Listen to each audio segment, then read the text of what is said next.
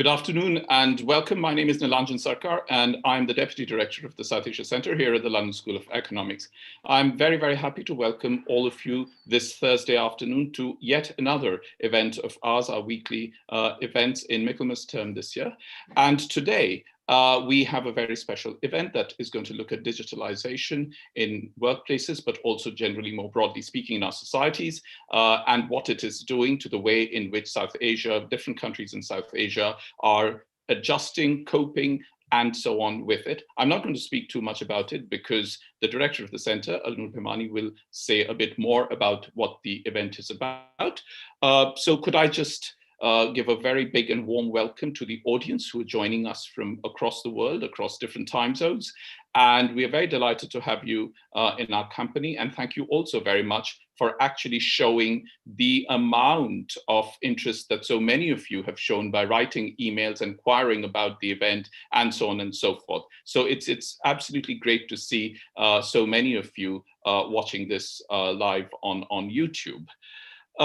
This event, as you know, is being conducted via Zoom, even though it is actually being live streamed on YouTube. And it is an unedited version of this event is going to be available in our events archive from Monday. So in case there's anyone who wants to revisit this, or if you have friends and acquaintances who would like to listen to it, please know that it will be available on the LSE South Asia Centre's website from Monday morning. The chat function on the YouTube channel is activated. So if any of you would like to ask a question, either to an individual member of the panel or to the panel as a whole, you're very, very welcome to ask the question. We will pose those questions later on. If you're posing a question to an individual member, then please do mention the panelist's name. Otherwise, we will just pose it to everyone. Now, in usual and normal circumstances, events like these would be happening on site at LSE. And when we have on-site events, members of the audience have the right to ask questions to panelists without revealing their identity. And in keeping with that spirit, when we ask the questions, we will not be revealing the names of the people who are asking those questions, even though we understand, of course, that your names are visible on YouTube, but at least it helps us remain close to the spirit of keeping the query anonymous. It is now my very pleasant duty to introduce the speakers. The order in which I'll introduce the speakers is the order in which they will speak. And once each speaker has spoken, so I should mention for the benefit of the audience that each panelist has been told in advance to make initial remarks for about 6 to 8 minutes, after which Alnur will facilitate a discussion. And you are, of course, also welcome to ask questions, which Alnur will pose to the panelists. So please do. It is my very great pleasure to welcome as well as to introduce first Mr. Anir Chowdhury, who is Policy Advisor to the A2I program in the ICT division of the Government of Bangladesh and is a member of the National Digital Task Force. Dibyendu Maiti is Professor at the Delhi School of Economics and has published on digitalization and ICT in India. Dr. Ammar Malik is Senior Research Fellow at EPD, that's Evidence for Policy Design at Harvard Kennedy School. And Jagath Seneviratne is Program Head, Monitoring and Evaluation at ICTA, which is Information and Communication Technology Agency in Colombo, Sri Lanka. Last, but definitely not the least, quite the contrary, the first, Unur Bhimani is Director of the LSE South Asia Centre, is Professor of Management Accounting here at the London School of Economics, and is the author most recently of Accounting Disrupted, How Digitalization is Changing Finance, which was published earlier this year. Alnur will introduce today's event, after which each of the speakers, which is Anir, Dibyendu, Ammar, and then Jagath will speak, after which Alnur will start the discussion. Alnur, please speak now. Thank you, Nilanjan, and thank you all for logging in and watching. And great pleasure to have this great panel. I think we're going to have a fascinating discussion because we've got 4 South Asian countries represented here today. Now, if we think about digitization, it's a word that everyone has started to use, but our focus is digitalization, and that means not just a conversion from an analog world to a digital world. It means a transformation of the world through digital eyes. So we're actually experiencing perhaps the biggest transformation in the history of any innovation in the past 20 years. So we've seen societies change, we've seen individuals change, how we taste things, how we experience things, how we do things. All of that has been upended, in a sense, through digital technologies. We all hear about big data, about robotics, about artificial intelligence, blockchain systems, and of course, smartphones now seem to be pretty ubiquitous. All of those are changing the world, supposedly for the good. We might suggest that we have an increased access to educational platforms. We have a greater degree of literacy. We have greater connectivity between people. About half the world today are connected through digital technologies. We have a greater degree also of financial inclusion through digital technologies. But of course, there's always a dark side to things, and one of these relates to privacy issues. They're a hot issue of discourse across every developed and developing nations. We also have cybersecurity issues. We have the theft of data issues. We have inequality issues that stem from digitalization. So not all is good. In a sense, we might even suggest that there's more and more disparity taking place as an outcome of the mobilization of digital technologies. For instance, there's always been, it seems, a gender disparity in income levels. There certainly is a gender disparity in terms of access to the internet. In the developed world, that access is about 12% and receding. In a developing world, it's about 32, 33% and increasing. So there are certain disparities that are becoming in greater evidence across developing countries. So we'll be exploring some of these issues. The other elements that is, I think, of concern is the future of work. So digitalization is changing the nature of work. There's many reports that have been produced. A key one suggests that perhaps in the next 7, 8, 9 years, we're going to see 800 million jobs disappear. And individuals holding those jobs would have to be retrained in order to play a useful role in economies. How we do that? Perhaps we do it through digitization. Perhaps we are in a sense, both the beneficiaries and perhaps also we're the prisoners of digitalization. Not everyone is going to be included.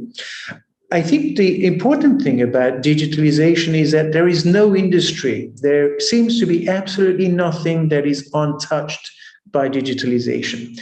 In terms of industries, from agriculture to the health sector, to the educational sector, to access to any information, including governmental services, nothing is left out of digitalization. And this is, I think, what makes this conversation, these debates, the views of our speakers today really quite important, because we're talking about nothing being left untouched through digitalization. And we want to know exactly the extent to which digitalization is in fact touching things in the countries that we've got represented today in South Asia. So I'm not going to say too much more, but we'll be exploring these issues in a moment. And, it'd be nice to now move on to each of our speakers to give us their 6 or 7 minutes introduction. So over to you. Thank you.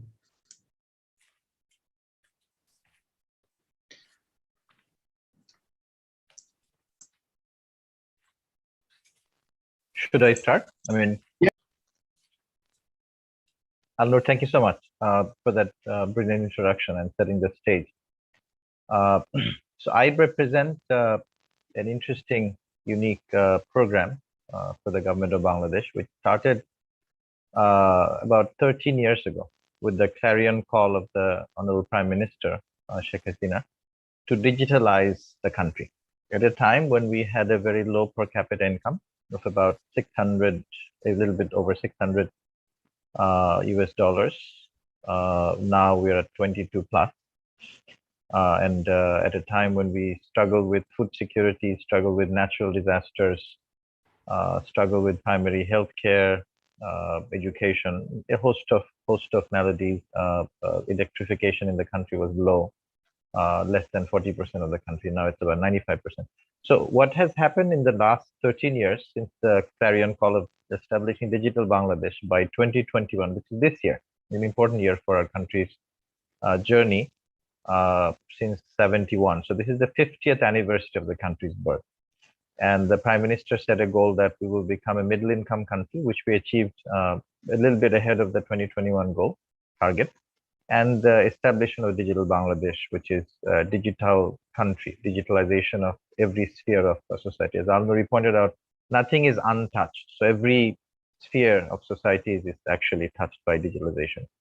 So I'll give you a couple of examples of what has really happened, and I'll also talk about the inequality issues.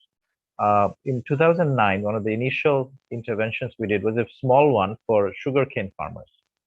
Sugarcane farmers since 1932 would get their purchase order from the government using a small piece of paper, which would not reach them on time. Larger farmers would sometimes have unholy collusion with the industry or the sugar mill owners and officers, and they would get their sugarcane sold earlier, and they would get better prices because sugarcane is actually priced by weight, and the weight actually goes down if you leave it and then it dries up. So we replaced that paper with an SMS, with a text message for about 20,000 farmers. And then that was scaled up in 2010, the next year, to 200,000 farmers.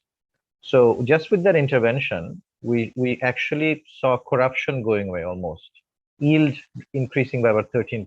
So a small intervention actually really helped bring equality or equity and actually removing corruption. And since then, many hundreds of innovations have happened in the country. We have reduced our citizens about $10 billion in terms of accessing services. So we set up about 4,500 rural, what were called digital centers. So these are last mile access points where citizens could go and apply for a digital service. We had maybe about 10 digital services when we started. Now we have close to 1,200 or so online services.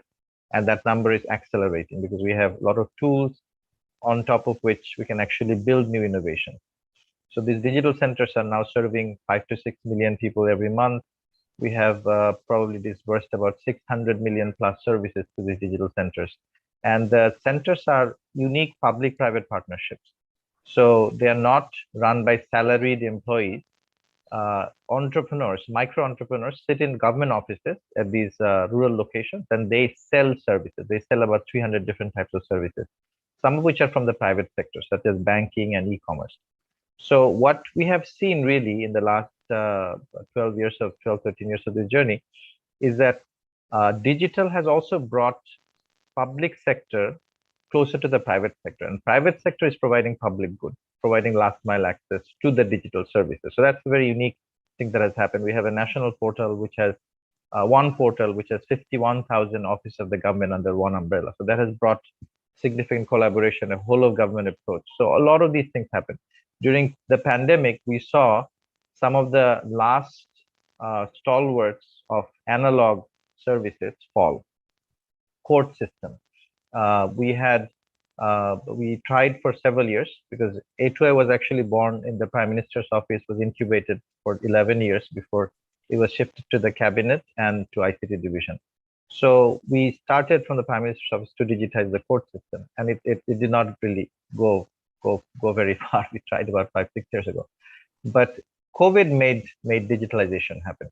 So court cases were backing up. We already had overcrowding in prisons, and all the critical thing that was happening is bail petition was creating more overcrowding because we were not able to resolve bail petitions. So petitions were coming in, but they were not going anywhere because we could not do bail hearing. So we introduced within 12 days, using technology that we had used somewhere else, to repurpose that technology, and virtual court was introduced. And within 2 months, we reduced overcrowding by about 12% because we did virtual court hearings. So a lot of these things actually benefited citizens, and we saw tremendous success in areas where were not able to do digitization. We introduced in the health massive growth of telemedicine, which was happening in ad hoc manner in small pockets of the country. But during COVID, we actually saw a huge growth of telemedicine. We saw huge growth of e-commerce in the rural areas. E-commerce was, for the most part, was an urban phenomenon. It actually spread to rural areas. So these are all things that have happened because of the digital clarion call. Now, what has not happened? We boasted ourselves, and I will be the first to admit that I boasted myself that we did not have a lot of digital divide in the country because we started from the bottom up. We basically started with the rural centers and made sure that connectivity was there, and people who were not digital, who were not digital natives, who did not have connectivity, did not have access, did not have the skills or affordability to actually access digital service, could go to these centers and then maybe pay for these services, which still saved them, as I said, $10 billion over the last 10, 12 years. But we saw significant digital divide when everything became all digital overnight during the pandemic. So healthcare became digital, education became digital, commerce became digital, everything became digital. And that's where we understood who were left behind. So that was a very important lesson for us, that we had thought that we were doing the bottom up, but we were still leaving out the women, we were still leaving out the persons with disability, we were still leaving out the hardcore poor, we're still leaving out the indigenous population in the hill areas, and we were not able to reach them. So the digital divide became a very important discussion during this time. Education was one area where we thought that digital education, we used internet, we used national TV, the parliament TV, as a way to disseminate educational content, but still we were not able to reach most of our students. So then we started looking at call centers, like 333 was a call center that was used to get government information, but then we used that to do social safety nets as well. So people would call into the sort of the older technology, not internet. They would call into that center. They would do self-selection, and they would be able to get social safety net benefits, cash, food, emergencies during the pandemic. So a combination of new technologies such as social media, internet, old technologies such as TV, radio, and the physical infrastructure of these centers, I think, is what the combination that we're looking for. And the important lesson that we learned during this time is that we need a combination of that. I'll end with two things. You mentioned, Alnur, that as digitization happened, the mixture of demands also changed. People who are not getting on the digital bandwagon, we saw the government announce billions of dollars in terms of subsidies for small businesses. But the small businesses were not able to actually get onto those subsidies because they were not digital. So the cottage industry, the micro industry, they were actually left out. So the people who actually benefit were the big businesses. They were able to get to the subsidy. You also talked about the issue of skills. Are we really developing the right skills for the future? So we're talking about fourth industrial revolution, and that's killing a lot of jobs in the manufacturing and even in the service industry in Bangladesh and in other countries. I'm sure we're losing a lot of jobs because automation is happening and replacing human beings. So now what we're doing there is we've created a data intelligence platform with 23 ministries and 40 different industry associations, which are actually putting in data into this future demand, where the industry is heading. And it's giving us, for the first time, a public-private collaborative data platform where we're looking at what skills we need in the future. And it's still in its infancy, and but we are very aware of the dynamic tectonic shifts that are happening in the skills demand. I'll stop there and then maybe take questions. Thank you. Hey, thanks very much, Anir. Nice sort of overview of what you've been doing. Of course, you'll get many more questions later on what you suggested here. So over to you, Dibyendu. Let me first thank the chair, Anir Bhimani, the director of LS's South Asia Centers, distinguished panelists. Of course, India through the program of Digital India, actually giving surveys or proliferating the ICT service, innovating the service, among the offering access to the individuals, all corner of the societies.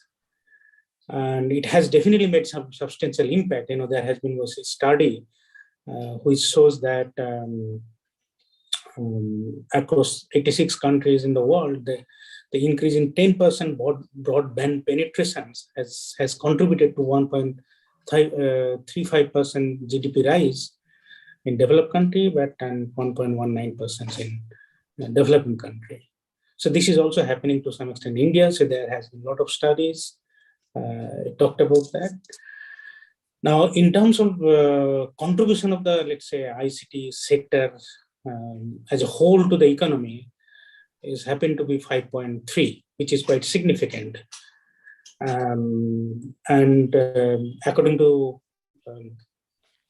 Telecommunication Authority of India, it shows as 1160 million subscriber of wireless users, and there has been 150 million increase in last 5 years only. There is substantial improvement in the access to the digital service. But that doesn't mean that every individual is actually getting access. So this is because India is a country which still contains 22% poverty, below poverty, and the inequality is actually climbing. It's closing. Gini coefficient is coming closer to 0.4, and still 10% youths are illiterate. 80% workforce are in the informal sectors.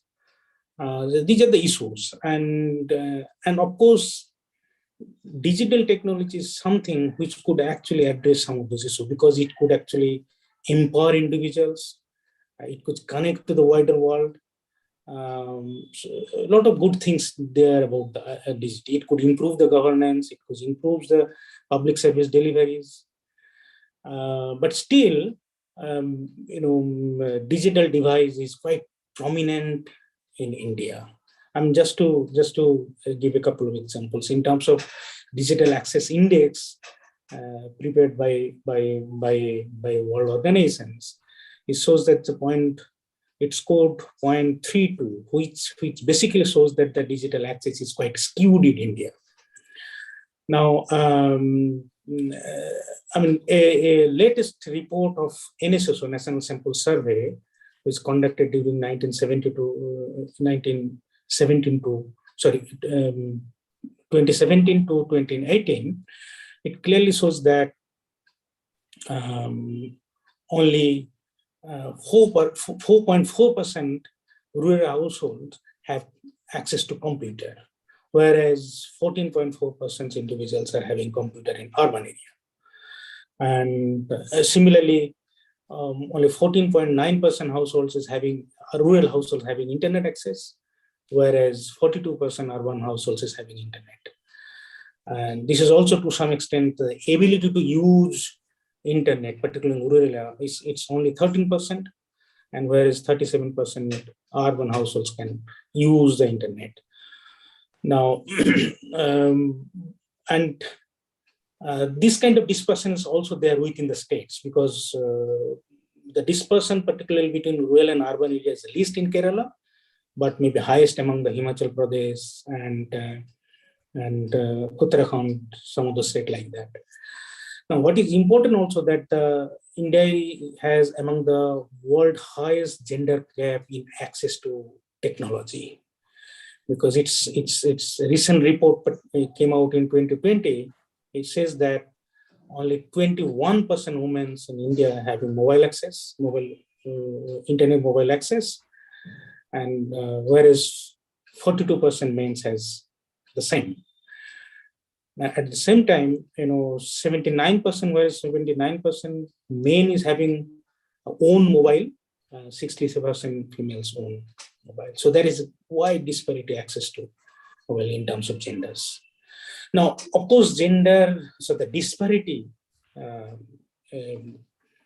actually has created a bit of have-nots. I mean, it's basically contributing to the rising inequality forces seen in India. I mean, it's quite, although we presume that access to digitalization is going to limit that, but rather it is actually contributing to there. And so in some of my study that we have published book on digitalization and the development India and beyond, in that book we try to highlight a couple of things. I'll try to bring some of the issues, not to criticize, but of course there have been success stories, but I'm trying to only highlight a couple of things which needs a bit of attention, not only for the policymakers, but we need to understand the mechanisms so that you could address some of those development challenges.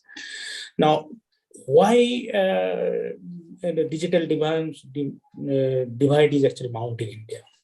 Of course, if you see the digital service, the innovation that are made by few companies, particularly in India, I mean, few service providers like Airtel, Jio, I mean, they capture almost 70 to 80% the market shares, whereas government-led organizations like VSNL, MTNL, their market share has come down to 1%. So that means government participation in actually providing these services is getting down and getting extended. Now, of course, when you are very much relying on the private sectors, they might be reluctant to provide services to the remote area, rural area where you did fixed investment. That may not be economical for them. So that's why it's getting problematic to offer some. Although government is trying to plan that digital service to be offered to the remote areas, but it's not really happening because of that. We are heavily depending on the private sectors, particularly in those areas. Now, of course, even those service providers that we have seen, they're largely engaged in innovating the services, but they're not actually entering into the manufacturing service the way China did, because China has entered into the manufacturing. So, but we are heavily dependent on the providing the services. So that means our hardware is largely being borrowed, offered by the multinationals, but we are simply innovating the service activities while we are offering the service to the individuals. Now, so we could actually produce low cost some of those hardware using our low cost labors, informal sector labors, but we actually miss the opportunities to some extent, I would say. And at the same time, you see that because of the proliferations of internet use, and you see multinational companies, the distributors are entering the remote area, and of course they are making a bit of unfair competitions with the local producers, particularly informal producers, those who cater to the services, the goods to the rural areas. They are basically getting unfair competition because they don't have access to they don't have knowledge to sufficient digital literacy to use those services. So that's why some of those activities are being displaced, crowding out by this entry of the multinationals. Now, the 2-3 more important things than we highlighted. Now, of course, we know that the e-governance, which is largely being organized and public sector organization institutions have been doing, we are now digitalizing identity card, providing various kind of services through digital cards. But we assume that it will definitely reduce the corruptions, improve the public service efficiency. But we found a kind of study that the governance efficiency is not highly correlated with ICT exposure. So, of course, there is a bit of improvement in the efficiency of the government, but in corruptions hasn't actually reduced to a large extent, because corruption perception index is still high, and India stands on 86 in the ranking, in the world ranking. More important, that suppose if you have through digital service or through governance, you identify some kind of corruptions and picked up by the authority, but that has to be dealt with efficient judiciary systems. But until and unless judiciary system is quite efficient, even if we identified some bad practices, of course, people won't actually fear out of that. So, I mean, judiciary system is also supposed to be quite effective with the help of digitalization, but this has been quite stagnant in terms of the ranking and the scores that you have seen. I don't want to show the number, but effectiveness of judiciary systems hasn't been actually improved a lot during the last 10 to 15 years, I would say. So as a result, let's say particularly in the financial sectors, you see the in spite of the use of digitalizations in the banking sectors, the number of NPA, the size of NPA is rising. Particularly malpractices, the corruption, the leakages that has been mounting, and as a result, banks are getting merged.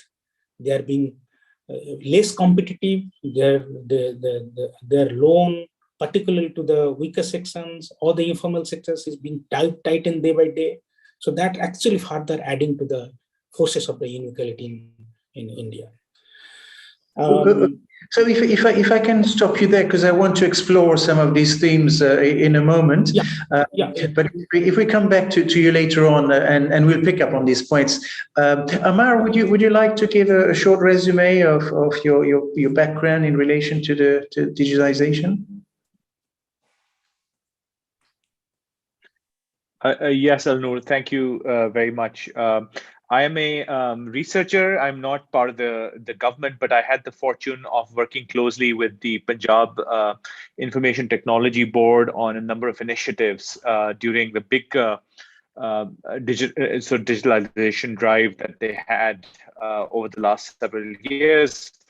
My own involvement related to this was mostly in the sector of public transportation and trying to improve women's safety through the use of technology. So what I thought I'll do today, if this is my cue to go for my 6 minutes, I'll note, is to try to situate the situation that and the reforms that the Punjab government tried to do, which is the provincial government in Pakistan, in the context of South Asia and Pakistan, and then give you some takeaways of what myself and colleagues in the Punjab government had found in our own kind of reflections on having done this for some years now.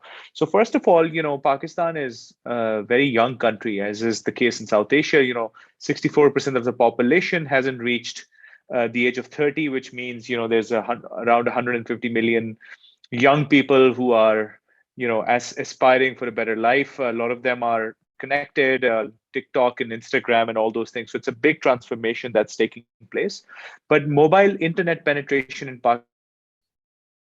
Pakistan is still pretty low. I think we're losing you. There's a lot of, both in terms of adding, but also content and that way. The examples that stood out, I have a couple here, which.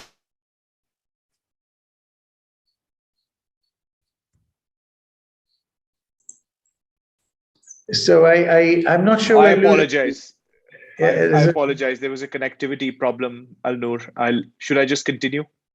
Yeah, please do. Please do. Oh, great. Sorry. So I was going to say that there's a couple of examples from the Punjab that are quite instructive in terms of how the journey started.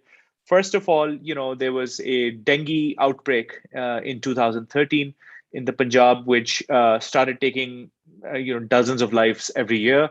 Every year during the monsoon season, there would be a dengue outbreak. So at that time, it was a public health emergency of sorts. And the Punjab government deputed the Punjab IT board to come up with a solution. And the solution at the end, if you think about it, was pretty straightforward.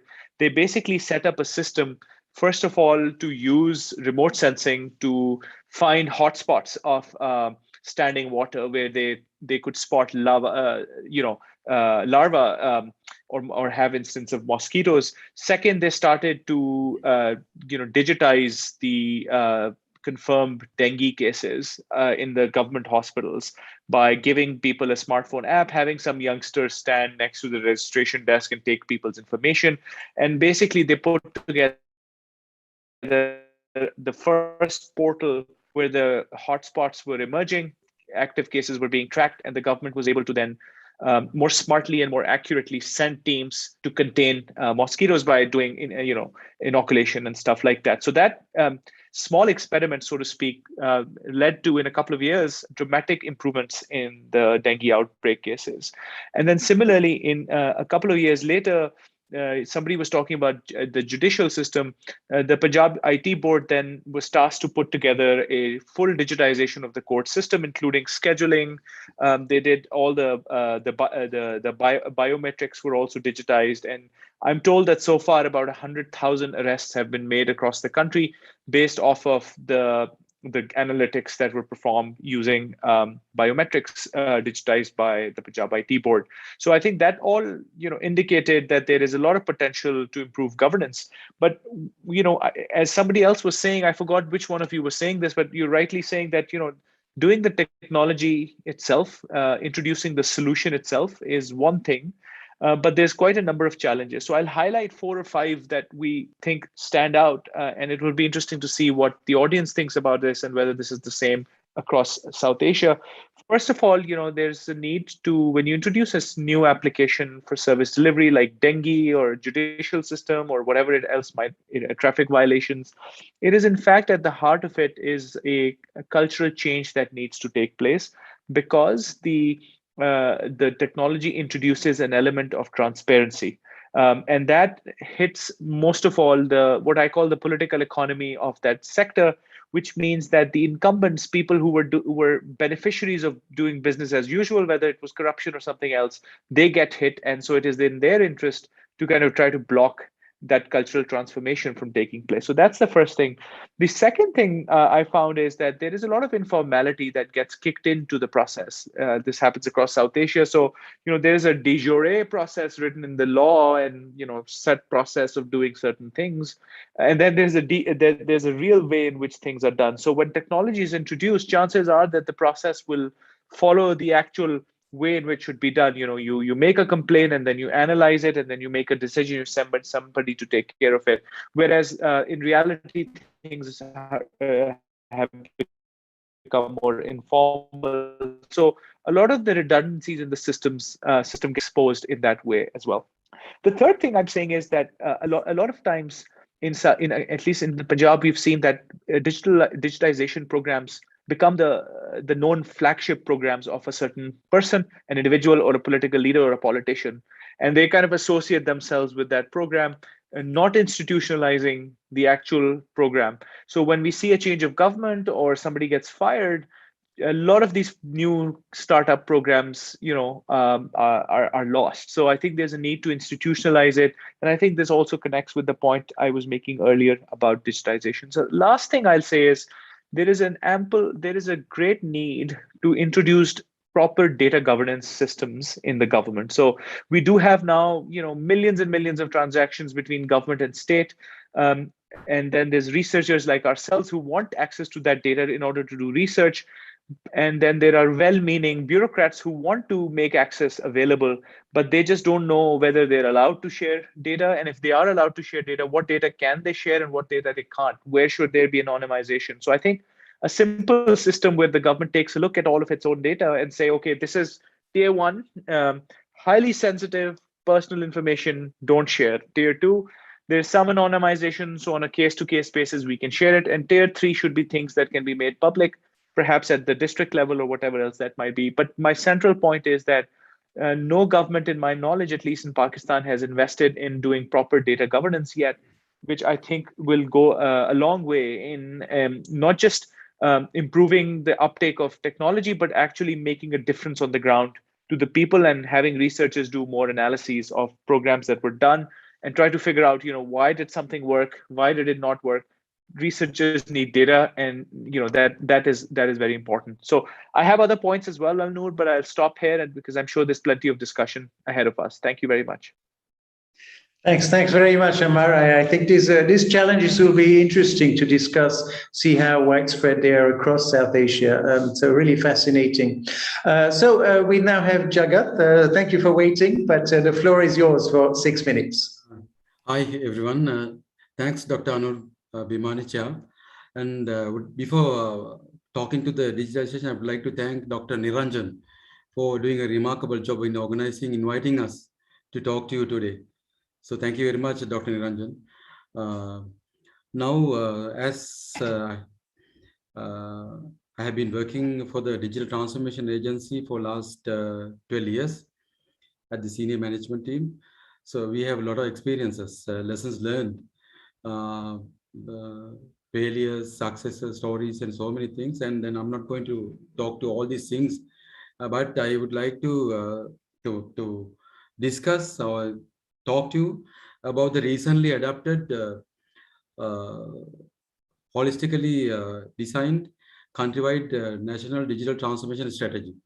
Actually, government of Sri Lanka strongly recognized digitalization as a strong requirement for economic growth and social development, and further considered that the countrywide efficiency improvements and effectiveness of service delivery, improve the internal efficiency of the government, can be done only through effective adoption of digital transformation approach. So with thinking that now the government has a new development vision, vistas of prosperity and splendor. In the national vision, it was very strongly recognized that digitalization has a bigger role. So there is a separate section in the national vision for technology for society development, technology-based society.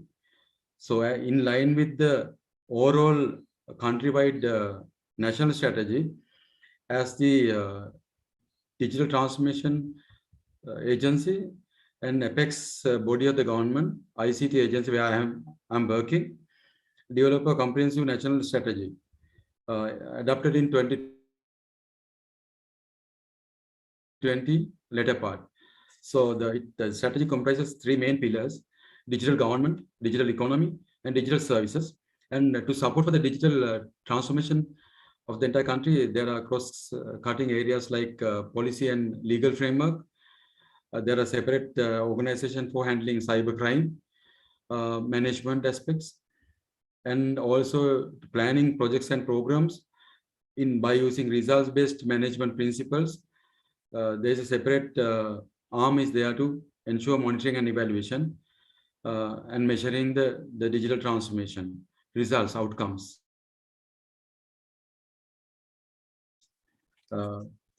So as part of the digital government pillar, so the ICT agency was able to initiate various countrywide programs, mainly cross-government digital infrastructure, like Lanka Government Network, Lanka Government Cloud, and National Spatial Data Infrastructure, and also various digital citizen-centric and business-friendly digital services. So considering the requirement of the citizens and businesses, then the digital economy pillar. Before going to the digital economy, I would like to mention that under the digital government, the very strong requirement for the country is therefore developing a digital ID. Actually, now biometric-based digital ID project already started. The pilot phase completed, and then by 2022, the agency is planning to complete the digital ID project. So that means providing everyone with a biometric-based unique digital ID number to recognize the persons, to play, to be a good, partner in the digital economy. So to ensure the inclusiveness of the digital financial inclusiveness as well. Then the court automation. So it now is started already to automating 100 courthouses, key courthouses. Then local government program. So provide comprehensive system to streamline the local government services, improving the tax payment facility to citizens. And we have we were able to digitize 40 government hospitals to provide services to citizens effectively. Some people can call and get the booking, the channeling facilities there for government hospitals through the system. So electronic medical records are available for doctors. Doctors are using laptops to see the diagnostics history of the citizens. Through that, the huge improvements are there in the health system. So in the economy side, so planning to promote IT BPM industry, and to ensure that by end of 2024, earning $3 billion contribution for the GDP from the digital economy, promoting startups. Now somewhere around 300 startups available. Idea is to increase the startup companies up to 1,000. So providing support for the technology companies, capacity building for improving the skills of the employees working in the IT companies, to promote the country positions in the indexes, to promote as an export destination of the country. Those projects are now huge improvement in these areas. And ICTA the government considered the capacity building is a major component. The capacity building when it comes to the capacity building, so mainly considered the government capacity building. So improve the adoption of the government. You need to, I think you all know that ICTA has earlier also mentioned that behavior changes. There is a huge transformation in the mindset of the people. Transformation in terms of attitudes, behavior, actual usage, adoption of the technologies. We are addressing these areas in the government, improving the skills of the government employees, and also developing chief digital government information officers to be able to drive the entire digitization process in the government. Not only that, promoting the countrywide digital adoption to increase the digital literacy of the country. I think now the country digital literacy is nearly 50%. Aim is to improve in next 2 years up to 75%. To consume the benefits generated through the digital transformation interventions, we need to ensure that the citizens of the country is properly prepared with the required skills, attitudes, and knowledge and behavior. So we are taking care of the capacity enhancement, adoption, promotion across the society.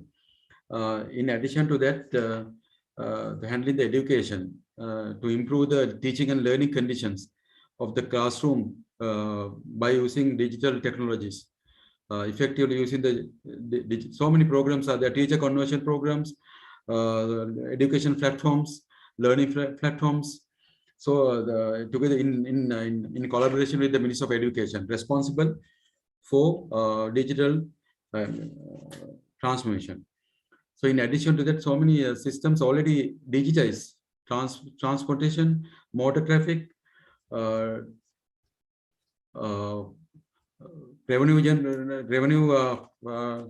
inland revenue department.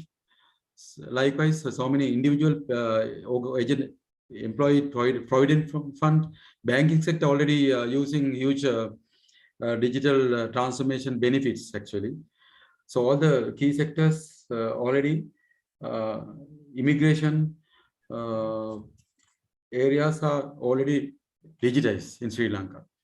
So I'll stop you there, Jagath, so we can leave more time for questions, but we'll come back to some of these issues. So I'd like to come back to you, Anir. I think you mentioned some quite fascinating things that you've been engaged with. You're a member of the National Digital Task Force in the country, and I think that's a huge project that you've undertaken for a huge population and a very densely population that you find in your country. What I wanted to ask you is, your aim in Digital Bangladesh is really to reach every single individual, and yet the very structure of the country disallows that, simply because I suspect you have 30, maybe 35% internet penetration across the country. So I wonder, how can you have an aim to reach everybody through a project which is in fact a technical impossibility? So how are you setting out your objectives in relation to that? And what sort of hurdles are you facing in basically extending access to that, let's say, the My Government app? What can you put into place now to achieve that goal? Thank you, Anir. A very important question. So, so my program is sort of a flagship program, but it's connected to many programs across the entire government. So, for instance, when in 2009 we started this initiative called Quick Win, we identified one quick win per ministry, which then expanded to one quick win per department. So there are several hundred quick wins. Each ministry, each department was pursuing sort of this mushrooming effect. And we were supporting them with coaching, with standardization, interoperability, some technology development, but we wanted each department to actually get their feet wet. So it's actually now there are many projects across the entire country from different ministries with one goal of reaching every person. So that reaching every person, leaving no one behind with the SDG agenda, I think is very much in our minds. We often design everything to the internet lens, and you're absolutely right that we have not reached everybody through the internet. The internet penetration right now is about 65%. So it's actually a bit more than 35. Of that, almost 93% is actually access to mobile phones. So fixed internet, fixed broadband is very little. But we're expanding fiber optic to every what is called union council or union porishad. So of the 4,500 union councils, which is similar to panchayat in India, we have covered about 3,800 or so already, and that is then panning out effect from there, so that we can reach out to the 200,000 or so institutions across the country, public institutions across the country, with fiber optic. So that's one internet penetration, and then also mobile phone is also giving people internet access. But what we have realized that everybody will not be able to operate the internet. There are skills issues, there are affordability issues, there are device issues. Operating device, having the right device, all those issues are there, and we will not be able to solve them immediately.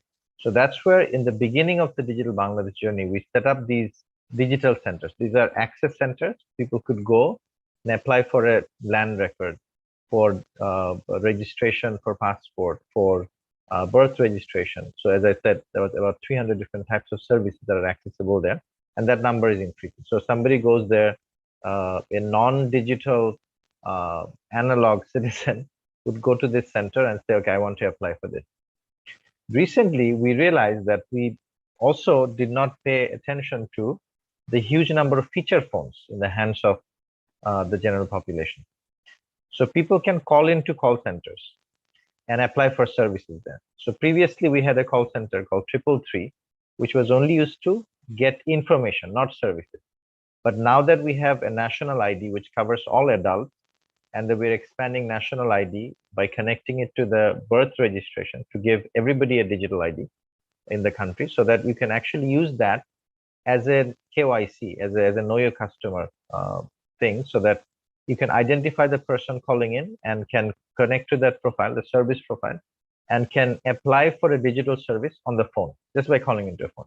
So when we're talking about access to digital services, we're expanding that net to physical centers, access centers in localities where people can actually walk to those centers for the most part.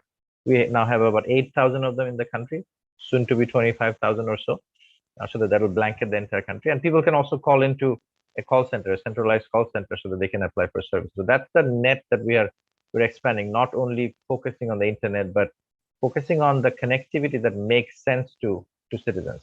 During the pandemic, on the education side, we thought that we would actually use internet-based education. We realized that only maybe 15% of our, or maybe less, of our primary school students have access to the internet. For the secondary school students, the number would be about 30% or maybe less. So at most 30%.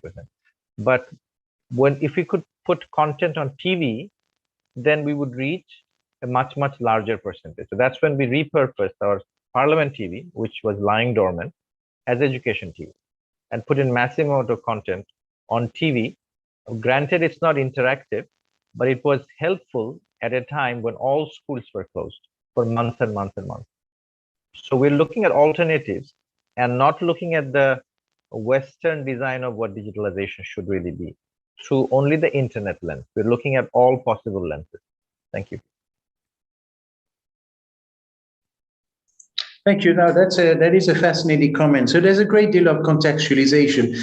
I mean, typically the benefits from technology don't derive from the access to technology. It goes way beyond that. And I think you're working on both access, but also on some of the more social and institutional and maybe physical structures of the country. I've found that across South Asia, you may say that on average we have X percentage of internet penetration, but actually within the country there's great disparities. There are some places, certainly, if I look at Pakistan, for instance, there are some places which have 1% penetration and others that have much, much, much higher. But on average, it may be, say, in the region of 30 or 35%. And I don't know whether you also sense that. But I wanted to pick up on a point, but then put it to Dibyendu. You've written, or I guess edited, a lovely book on development and digitalization. And I think a key point that you make in that book is that there are institutional, economic, social factors which enable technology to achieve its aims. And I'm wondering, in the India context, what sort of lessons do you think were learned in relation to that technology is not everything, and there have to be certain complementary investments that have to be made in order to access the benefits from that technology? What lessons does India offer? Thanks, Anir, for the very relevant questions, of course. As I did mention in the beginning that there has been definitely a huge penetration of ICT services in the economy, similar to Anir, Bangladesh. He raised that government is when, let's say, there has been increasing digital divide taking place, particularly rural and urban India. But of course, government is trying to at least put up a center in each village. So has been quite successful in that case, so that the disparity could be arrested to some extent. No, the point I'm trying to highlight, even in the book, I tried to also highlight in the beginning, that when we're also offering the services, you can pick up the, let's say, inefficiencies and these kind of things. If it through e-governance, it could be really picked up. But the issue is that once you picked up, whether that has been really sorted out with the solid governance or not, that's basically the issue. Then only you actually can make an impact. So that's why this is we are lacking, particularly. It's not only in India, but it go across the world, I'd say, because you also conduct a cross-section service that until unless, as I did try to mention, that the judiciary systems are quite effective.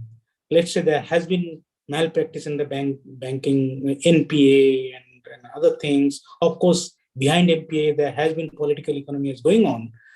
And at the point I tried to say that the fallacy through the digitalization is that these judiciary systems and the quality of democracy could also be improved. But the issue is that with the digitalization, proliferation media is also present fake news through social media, social device, and as a result, the policymakers, those who are going to deal with the effective governance, could also be efficiently be picked up. Let's say with the help of the social media and others, a cricketer or let's say a film actor and actress can be very much popular leader within few days. But of course, the real social scientists who know the political economy very well, they cannot actually reach to the closer to their popularity even after decade effort. So with the media proliferations, quality of governance and efficiency of judiciary systems or the democracy could be improved, but that is not also happening because of that, also because of fake news and others. And so the point I'm trying to say that we need to be very much careful about that and how governance is being actually effectively be improved. Just last point I'm going to make, and Ammar also did mention that through, let's say, biometrics and others, within an organization's efficiency could be improved, certain activities could be dealt with. But that should also be true in a public organizations. But efficiency of public organization is not actually improved. So that's why India is also going for privatization, even including rail is being now privatized. But of course, with the improvement of that should actually improve, but that is not also happening. And so the last point, that again with the digitalizations, you acquired all kind of data. Ammar talked about the data. Data is gathered, so you can see where it's been efficiency. So the earlier we used to know that the decentralizing systems is going to play a very important role when we are giving power. Power is being decentralized. Utilization fund is being decentralized. The involvement, particularly in the lower bottom on the hierarchical systems in the administrations, or involvement of beneficiary, committees, were being empowered previously, but that has been now withdrawn because ICT has enabled us to centralize everything. The centralization actually also taking place. So that also demotivate some of the activities being displayed or by lower bottom of the hierarchy. And in fact, that also delay the process of delivery. Suppose in lower administration at the pointage level, heavily depends on the higher authority sitting the top. And if for every decision they have to wait for central, then of course delivery would also be yes. So these are the issues that are supposed to be highlighted. I try to highlight some of those. Thank you very much for that. Okay, thanks very much. I do want to pick up on one point. The technology, especially digital technologies, are seen to decentralize, or at least offer the potential of decentralization. But sometimes they're perhaps used to centralize more so than the pre-digital situation, the analog situation, if you want. There is quite a lot of work done in relation to Aadhaar, the sort of ID system in India that is digitized, and there has been, some comments made that that's actually centralized the power of the state. It's basically been seen as a top-down form of control where you collect information and you collect data on the population and you use that data to perhaps further control that population. I think the judiciary system has pointed that out, but those points have fallen on deaf ears. I wonder if you can comment a little bit on that, on whether the technology has gone in the opposite direction of what it might have been suggested to be able to do by centralizing further the powers of the state.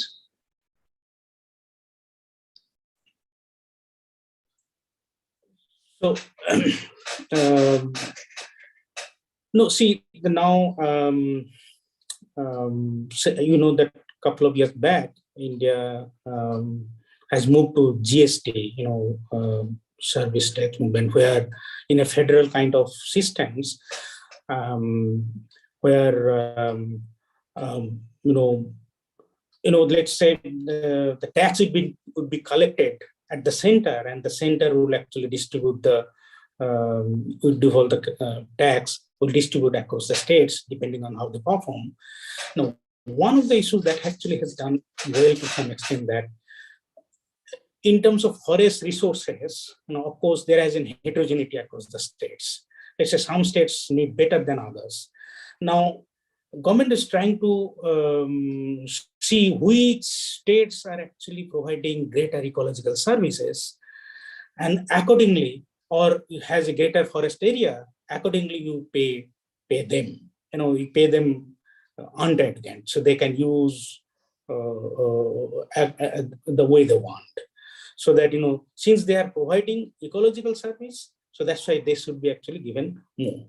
So in that way, when the tax is being collected centrally, they know the targeted ecological service could be coming from here and there, so accordingly feed them. So that actually has helped to some extent, I would say, last 7 to 8 years, I will say. There has been increase in 1% canopy density in India, and the forest covers have also increased by 1.5%. That actually helps in opposite direction. At the same time, I told you there are many examples where this kind of centralization has actually worked in opposite directions. Yeah. Okay, all right, thank you, Dibyendu. So let me turn to Ammar.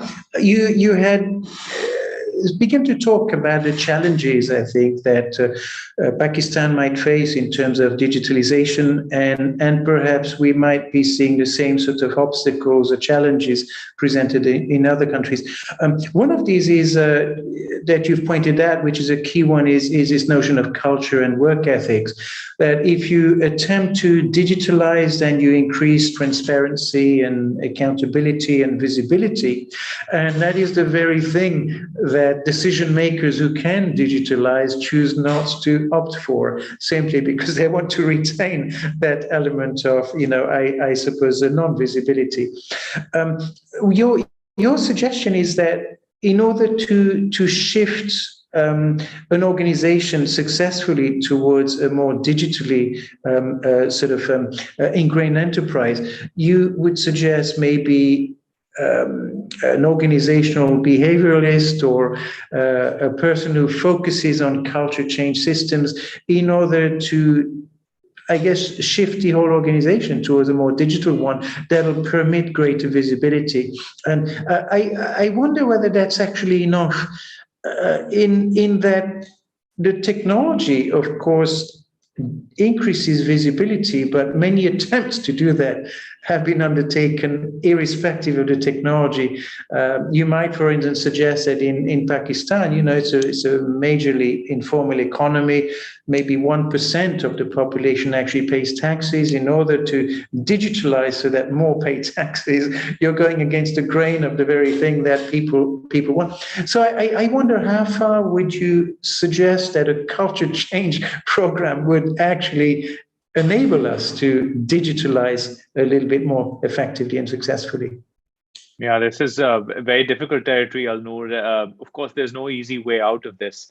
I should also add that what I've seen before I come to your question, another thing I've observed is that sometimes when organizations are sort of mildly successful in improving systems through technology, they begin to believe that the technology can actually hide or help them circumvent some of the underlying challenges. So in a way, it actually does a disservice by introducing an app or something like that. So feel like, oh, we've done the app, it's just that kind of attitude, are people using the app? Is it really helping or not? That's becomes a secondary issue. So I think that the way that we should think about this is to use the technology as an instrument or as a tool for creating the cultural change that we're talking about. So when you do introduce in technology, it does gain, traction and people are willing to engage with it. Say, okay, it's not just that we now have a new tool, but we will actually also change the way we do business around here. And also, you're absolutely right that just by bringing a behavioral change expert or an organizational transformation expert, that alone will not do it. I think it's just the underlying incentive structures that actually have to be changed up. I mean, for example, if a tax collector's salary is not tied to how much tax he actually collects, but rather on other factors, if his promotions are not dependent on those things, even if you introduce a technology, that just won't create the incentive for them to do things. I'm just giving a very overly simplified example. But what I'm saying is that the entire system in which the technologies are introduced, how services are delivered, how governments are run. That is really the core of this problem. And to the extent that technology can help instigate some much needed change, I think that would be the best way out. Although I realize it's harder said than done. It's easier said than done. Yeah. Okay. That's very useful. Now, you had made also a very important point in relation to Pakistan's demography. You have about 2/3 of the population that are under the age of 30, and of course that means they were born digital. In the developed world, in about 10 years' time, you'll have pretty much 1/3 of the population that will have been born analog. In the developing world, it's about 98, 99% almost, or at least individuals who've been largely exposed to the potential of digitalization. But with such a large young population, do you sense that it'll actually be easier to move faster than the West or the developing sort of nations in terms of digitalizing and therefore achieving an element of economic growth and so on? So is the population demographic seen as a major bonus, or is that going to be held back by something else? Yeah, I've been this week. I've been talking to a lot of people, talking about the future of this country and whether people are optimistic or not. And one of the bright spots that a lot of people talk about is this idea of a dividend, for like a population dividend or a youthful democratic dividend. But of course, to your point about digitization and whether we can leapfrog much faster than other societies can. Of course, I think that's already happening. My own concern is, and this shows in some of the data that I've been looking at in preparation for today's conversation, is I think people's access to devices is one.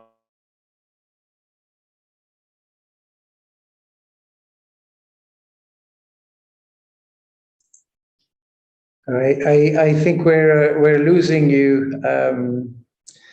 Okay, well, maybe we can come back to. Once again, this is ironic that this is happening in this session, and I'm there, so connectivity is a problem.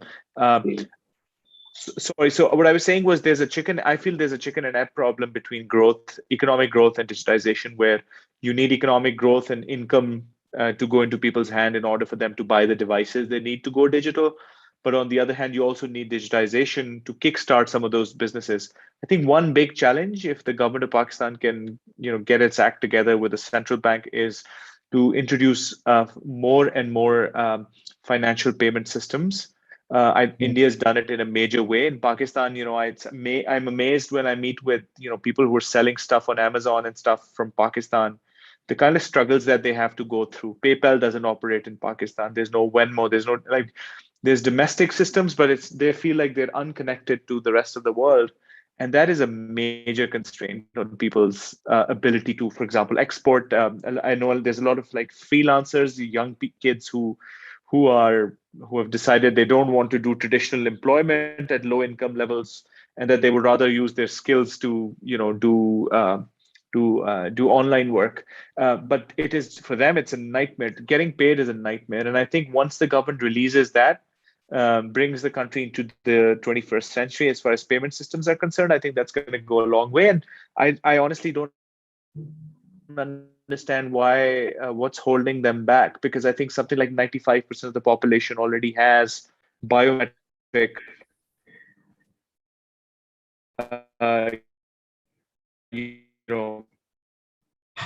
modern. Yeah, I think we're losing you again. Systems, and it's very high digitization in place. So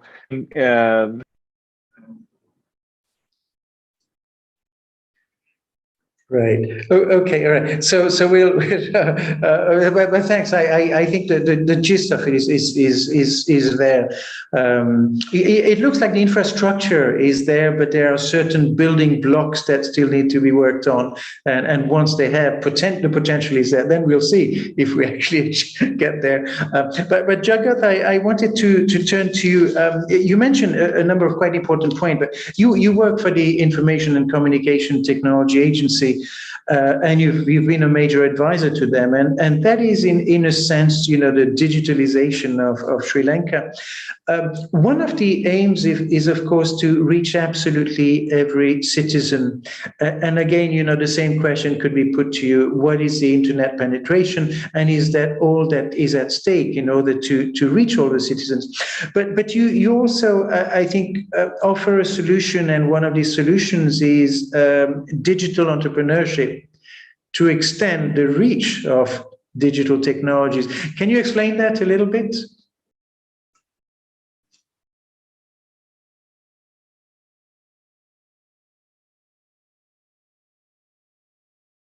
Sorry, you're still on mute, Jagath. Sorry. So you mentioned about the digital internet penetration, somewhere around 40% in Sri Lanka, average across the country. So entrepreneurship, in the sense that now ICTA is implementing various programs to improve the entrepreneurship culture in the country. So promote startup companies, generate startup entrepreneurship ideas, working with universities and various education institutions, including schools. They inculcate the business entrepreneurship culture with the students to start their own companies. To focusing on this area, ICTA implemented integrated interventions, from the newsletter to implementing capacity building programs, media, integrated communication approach. So one-to-one dialogue between the students and various teachers and various stakeholders. So I think we have seen the success, and then in addition to that, ICTA also promoting carrying out research activities to promote entrepreneurship. So converting research ideas into actual to tangible business ideas, to tangible products on the one hand. So ultimate objective is to improve the contribution from the IT industry, BPO industry to the GDP. So as a result, we are expecting to create 1,000 startups at the end of the day. To do that, so there's a program for creating 10,000 ideas. The idea is to create from the 10,000 business ideas to 10,000 startups. That means the conversion rate is 10%. So we have developed theory of change framework. So we have activities like in outputs and outcomes. So outcome is the revenue, and to understand the proper relationship between the various level of results. So we have developed a theory of change framework, already working with the various stakeholders. So today, especially with the IT industry. So ICTA has a very strong stake with the IT industry associations. So we are now doing the workforce survey to understand the level of IT experts available, number of IT experts available in various job categories. So IT by around first quarter of next year, we'll have the countrywide ICT workforce survey ready. So everything is evidence-based information to improve to implement the programs. Doctor, thank you. Anything else? Yeah. No, I think that's a very interesting point. I think there's a number of studies which suggest that as state safety nets recede, individuals look for other possibilities to basically survive and make money. And of course, with the barriers to entry being lower and lower in relation to entrepreneurship within a digital kind of space, you find that digitalization begets digitalization, which is a quite interesting phenomenon in itself. So thank you for that. Anir, I wanted to come back to something that you mentioned, which is really quite fascinating. And this is what has happened during COVID. So I think certain initiatives were in place prior to COVID, but then COVID essentially accelerated certain elements that we might refer to as digitalizational moves.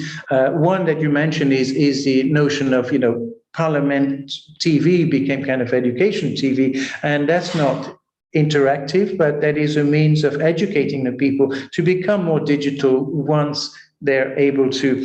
You mentioned, the hotline 333, and then I think you suggest also that there was a virtual courtroom or a virtual kind of My Courts app that you could access.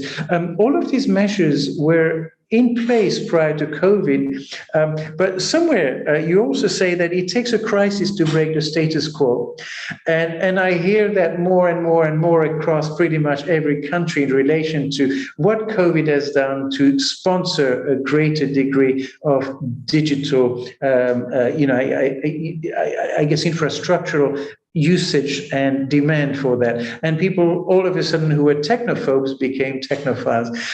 I wonder what specific lessons do you draw from COVID and digitalization that could be of use to other countries? You mentioned certain things that were very specific, I think, and I wonder whether they're actually more generalist and applicable elsewhere.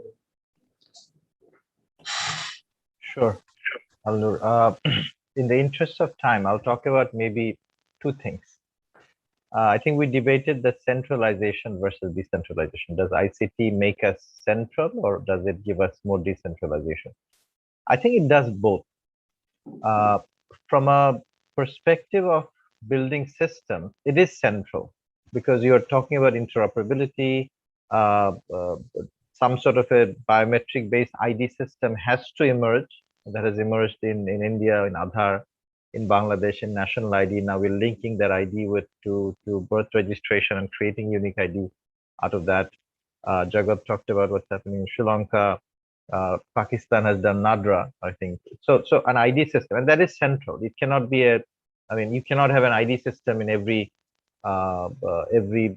district or sub-district or village. I mean, it just doesn't work because it's the same person who will move from one location to another and has to be identified by a different set of organizations. And all organizations have to use this central system. So ID systems, payment systems, e-governance systems will have to be central. But the question remains, how do you operate these things? How do these come about? And that's where the issue of experimentation and innovation comes. So we ran something called the empathy training for about 6 years. Thousands of civil servants actually went through this. It's a discovery process, a user journey design thinking process where a civil servant from many different services, so health, education, land, court system, so they come together and they critique each other's work by actually visiting each other's offices as just general citizens. So a land officer would go to a school, a teacher would go to a hospital, and so on and so forth. And they would actually do sort of a mystery shopping type of thing, and they will understand it. And they'll bring back those criticisms, and they'll try to come up with interventions, improvements. And we've done 2,000 of these across the country. And they have created an understanding, a culture change. So we talked about culture change, and that's very important. So ICT as a tool for culture change within bureaucracy, I think is very important. Within government is very important. So not ICT as a system. ICT as a system will be central to a large extent. ICT as a tool for culture change will be decentralized. And these are the two things we need to combine. So the top down and bottom up that ICT enables need to be combined. And we have put in place things that we have learned through the process by making mistakes. So empathy training is something that I mentioned, which was quite influential in the way the mindset was changed within government. We have created dashboards for competition across districts and sub-districts. So this healthy competition really helped. And we introduced a tool in 2013 called TCV. TCV stands for time, cost, and visit. And time, cost, and visit has become policy to measure inefficiency in service delivery. So how much time does it take from the point of application to the point of getting a service? How much does it cost? How many visits do you have to make?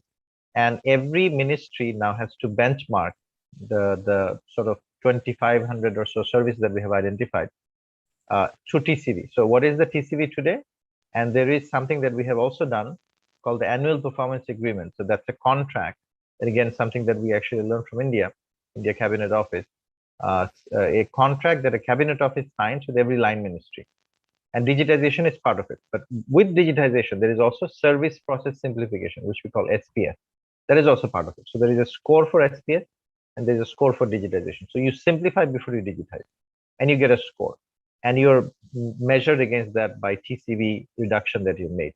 So these are all specific things that we have done to nurture the culture of experimentation and innovation, but also creating incentive. We can't give our civil servants cash incentive or bonus, but we can give them recognition. There is a annual award that was introduced, Public Administration Award for innovation and making TCV reduction happen. And the last point I wanted to make is we are talking about this concept called govpreneurship, government entrepreneurship. So turning a public official, a civil servant, into an entrepreneur. And the few things that we see that are very important is a shared purpose that we need to nurture continuously, a sense of autonomy so that they get ICT tools, but that they can do their experimentation and come up with an innovation.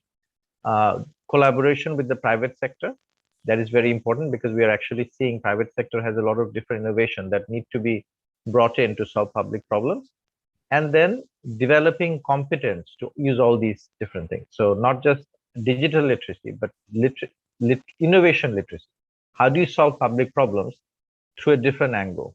There may be different perspectives. So design thinking through the citizens' lens. Those are all coming in along with ICT. ICT is just a tool to making this transformation happen. Thank you. Thank you, Anir. I think that's very, very useful to position, centralization, decentralization in that way, and using perhaps technology as a culture change tool, which others have also aired. We're very close to the finishing point, but I wanted each one to just answer one question in maybe 30 seconds or so, and the question, and we'll start with. Actually, we'll come back to you, Anir, and then we'll start the way we began this. The question is, what are we losing from a country digitalizing? And so I'm afraid you're on, Anir. Oh, me first? Okay. I wanted to think about it for a second. But what are we losing? I think we're losing personal contact. Personal contact creates room for rent seeking on one hand. So that's why when we remove personal contact, we bring digitalization, and that's when we remove the room for rent seeking. But at the same time, personal contact is necessary between service providers and service seekers, because it's not a transactional society that we want to build, right? I mean, we want to build a society that's empathetic. We want to build a society that brings values. So I think we are losing some of that, and that's where social media driven disinformation and misinformation is so prevalent, because we are now depending on a digital information tool that to drive our actions and behaviors, and we're losing that personal touch. So that would be my one answer. Thank you. Thank you. I think that's very, very useful. Thank you. Dibyendu, do you want to go next? I want to flag two things. One is your privacy is being lost. I mean, of course, people attitude or aptitudes varies, because somebody likes to be quite quiet and want to be far away from, let's say, crowd, but somebody would definitely like to be recognized and visible. So through digitalizations, you are basically all the time in public. So that's their privacy is being lost. I mean, I don't know how are we going to restore this. This is one. Second thing is that if you are in the work, your work is being rolled 24 hours, because anytime you can actually get mail from your boss, your colleague. If there is some kind of disputes in your organization, you keep on getting all those conversations. So that means you have to be attended by all those mails. Even if you have received mail somewhere in the evening or night, if you don't reply maybe by tomorrow morning, people say, oh, you are ignoring everything, you are something like that. So I think so your leisure time, effectively leisure time is being shortened. So usually in the work, in terms of ILO code, let's say you say that you are supposed to work for 8 hours, but with digitalizations, you are actually working for 24 hours. This is being lost. Okay, thank you very much. That's a really. I've been at the receiving end of that. I do remember going to a conference and an academic said to another one who's actually quite famous, and he said to him, "I've written you so many emails and you never answer, and it's about the books that you write." And the academic said, "I write books." And you read those books, but I only write them because I don't answer emails. And I think you've captured something that is. I think we've been at the receiving end of that for quite a bit. What about Jagath? Would you like to comment on this? And then we'll come to Ammar. I think both advantages and disadvantages of digital transformation. Too much of digital, I think, will affect for less physical interaction, which is also essential for the growth of a society. So meeting people face to face, I think you cannot compare. So that I think in my understanding, it's essential for the society. So that is a little bit lacking, of having too much of a digital interaction. So also, as you said, the emails. So writing, when you're working from home, so work endless. When you go to office, we have little time to chat with our colleagues, spends little time informally. So this is, I think, not possible. So throughout the day, we are working from home. So until sometimes end of 8, maybe sometimes 12, 13 hours. So when you're going to office, it's, I think, very productive discussions going on face to face. So confrontation, discussions, so all these are important for the society. Yeah, thank you. I think that's also absolutely true. I think there is a sense in which we, become, I suppose, glued to our smartphones and so on, and that is quite excessive. I remember a story of a teenage girl who talks to a friend, and she says at the dinner table, she says, we had a Wi-Fi kind of blackout last night for 10 minutes, and I had dinner with my family during those 10 minutes, and they're very nice people. But I'll give you the last word, Ammar, if you'd like to comment on this. What is lost through digitalization? Yeah, I think my colleagues have already covered most of the ground. I would say privacy and that social interaction that I think can lead to new ideas. The hallway conversations that people used to have spurs new ideas, new innovation. That's, to me, is the biggest loss for sure. Yeah, absolutely. Well, yeah, I suppose there's ongoing stories right now with Facebook and sort of loss of privacy, and of course cybersecurity issues, and perhaps growing disparities across societies in terms of the haves and have-nots. Have-nots meaning not access to digital technologies, but also not understanding their potential impact and where they can lead to. So it's been an excellent conversation. Thank you very much all for your thoughts, Anir and Dibyendu and Ammar and Jagath. Really nice to have different views from 4 countries in South Asia and some of the lessons learned and some of the challenges that we're facing. I'd like to also thank Nilanjan and the team here. Outstanding job. Thank you very, very much indeed.